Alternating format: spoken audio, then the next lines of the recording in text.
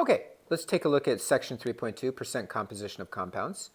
This percent composition of compounds by mass is a method for analyzing compounds.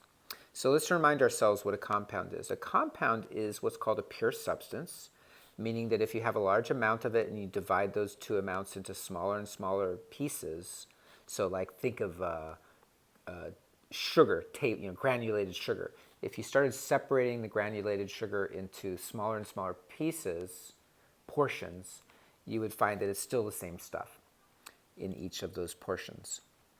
So that's a pure substance. To be a compound, that substance has to have more than one element. So granulated sugar is generally made out of a substance called sucrose, which has carbon, hydrogen, and oxygen. So that's 3 different elements in that substance, so that would be a compound. In this example that they're using, they're talking about a substance that looks a little bit like water in terms of its formula, but it's called hydrogen peroxide. Hydrogen peroxide, H2O2, 2 hydrogens and 2 oxygens in the formula, is a substance that's often used as an antibiotic. So it can be used for cleaning cuts or cleaning wounds, or sometimes it's added actually just to clean things, but it can act as an antibiotic. Often you can buy hydrogen peroxide in your pharmacy, in your any kind of store, really. So the calculation is done for each element. So hydrogen peroxide has 2 elements, hydrogen and oxygen, so we calculate it for each of those 2 elements. Here's the formula for it.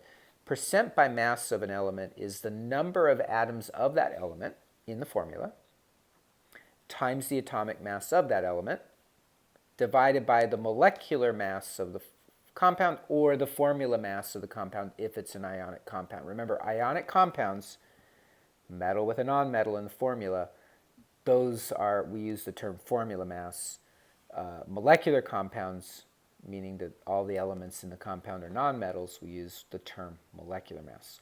You take that ratio and you multiply it by 100. It's done for each element in the formula.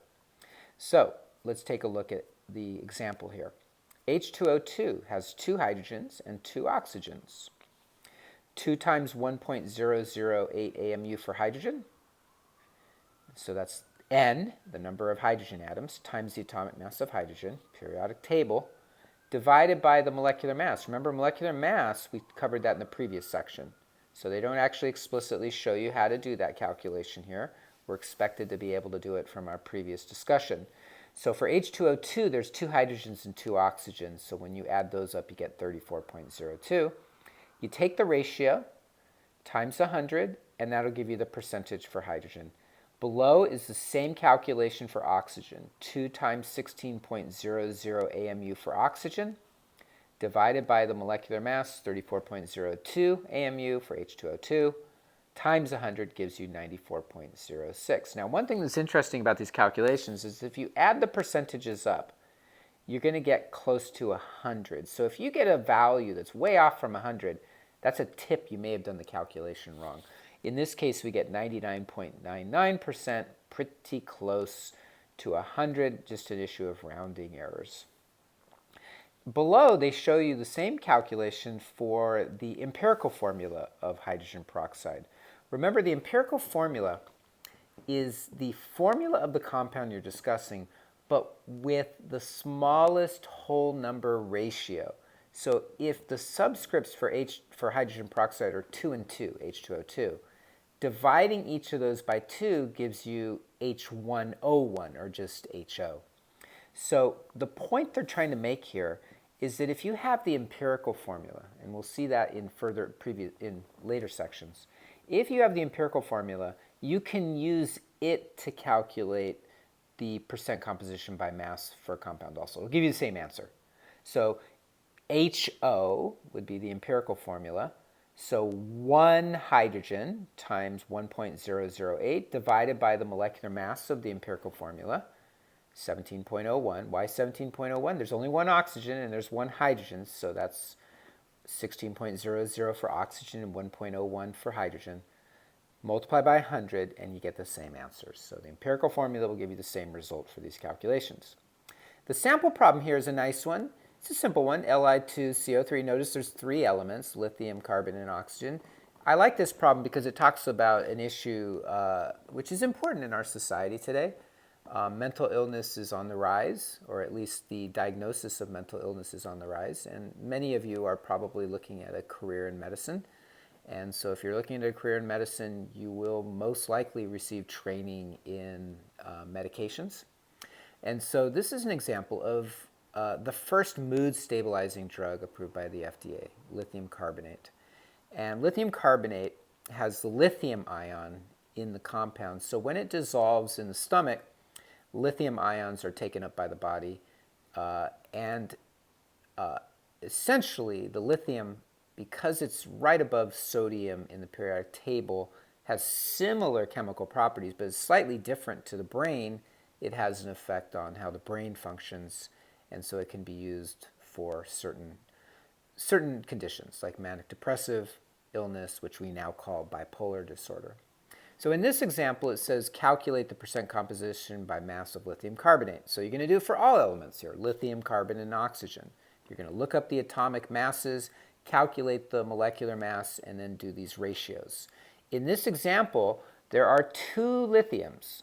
So for lithium, the percent composition of lithium would have 2 times the atomic mass, 6.941, divided by the molecular mass of the compound, times 100. Do the same thing for carbon, do the same thing for oxygen. They should add up to around 100. And notice in this example, the author comes out with exactly 100.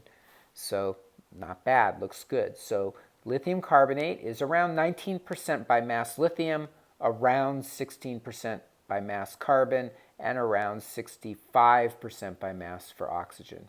Interestingly enough, the lithium used to be a component of 7-Up. If you bought 7-Up back in the 30s or 40s, it would have lithium citrate in it to give it a tangy flavor and a little saltiness, I guess. But once it was discovered that lithium can affect people's moods, it was banned for use in foods. So it was replaced by, I believe, potassium citrate, either potassium citrate or sodium citrate. So lithium is no longer used in foods. So there's a couple more examples you can take a look at here. Looking at sweeteners, for example, the sample problem A says go through the same thing for aspartame, which is an artificial sweetener. It's an old artificial sweetener by today's standards. And then the building problem says determine the simplest molecular formula for a compound that has the following percentages. So for that one, you might find that a little tricky. You're going to go backwards with that. You're going to have the percent composition, and then you go back and find the simplest molecular formula. So practice with that. If you need help with that one, let me know.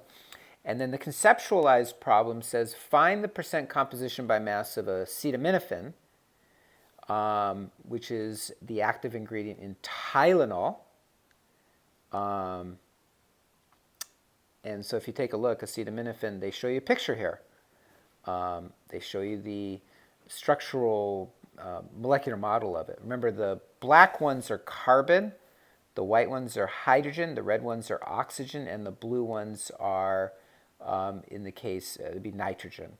So what you can do with that one is you can find the molecular formula by counting up the number of carbon atoms. 1, 2, 3, 4, 5, 6, 7, 8. Looks like to me 8 carbons. Count up the number of hydrogens. 1, 2, 3, 4, 5, 6, 7, 8, 9. Count up the number of oxygens. Count up the number of nitrogens. Now you got the formula and you can do your percent composition. For that one, even though the answer is not given here, all you got to do is type in a Google search and type in acetaminophen, percent composition by element. And you'll probably find the answer up there. That's a pretty standard problem, you'll find it. And then you can do the same thing for your checkpoints. Here's an aspirin problem and sodium bicarbonate. Lots of practice there. It's a really simple calculation. It's fun to do. Enjoy it. Let me know if you have any questions.